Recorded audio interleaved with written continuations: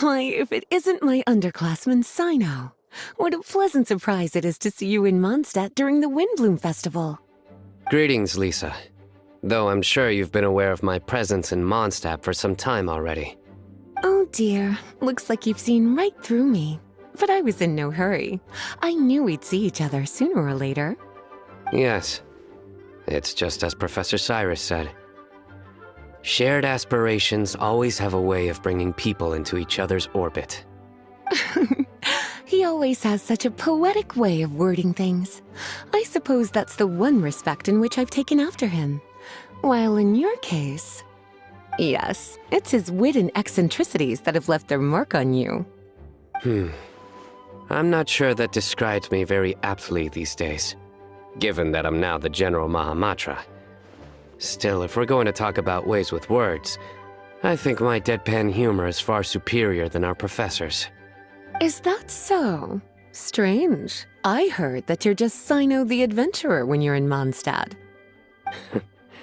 You make a good point. What do you think of Mondstadt during this time of year? It's quite nice, isn't it? Yes, it's very nice. I think I'm starting to understand your reasons for leaving the academia.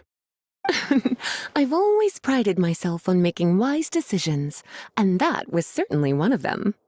If our professor had been as sensible as you, he would have had a much easier time in his working life.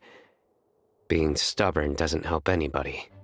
Well, if even you feel comfortable criticizing him now that he's retired, it really goes to show how much he's changed. Stubbornness is an all-too-common vice among scholars. I hope that never rubs off on you. I'm always happy to see you visit Mondstadt and experience the feeling of freedom for yourself. I heard the latest news about Kale, too. No doubt the traumas of her childhood will persist for a while to come. But I have to say, she appears to be doing quite better this time than on previous visits. I suppose you're something of a mentor to her, aren't you? Now that I think about it, the two of you aren't so dissimilar. The power of Hermanubis once brought you great suffering. That's all in the past now. Besides, Professor thankfully didn't treat me like a test subject for the priest's power like the higher-ups had hoped, even though I was a desert dweller. Instead, he gave me the tools I needed to lead the life I have today.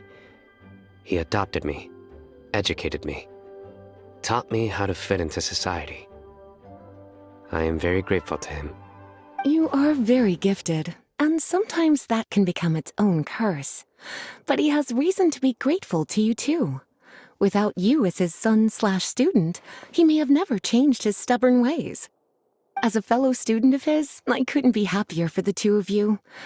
Well, look at how quickly this developed from small talk to a deep and serious conversation.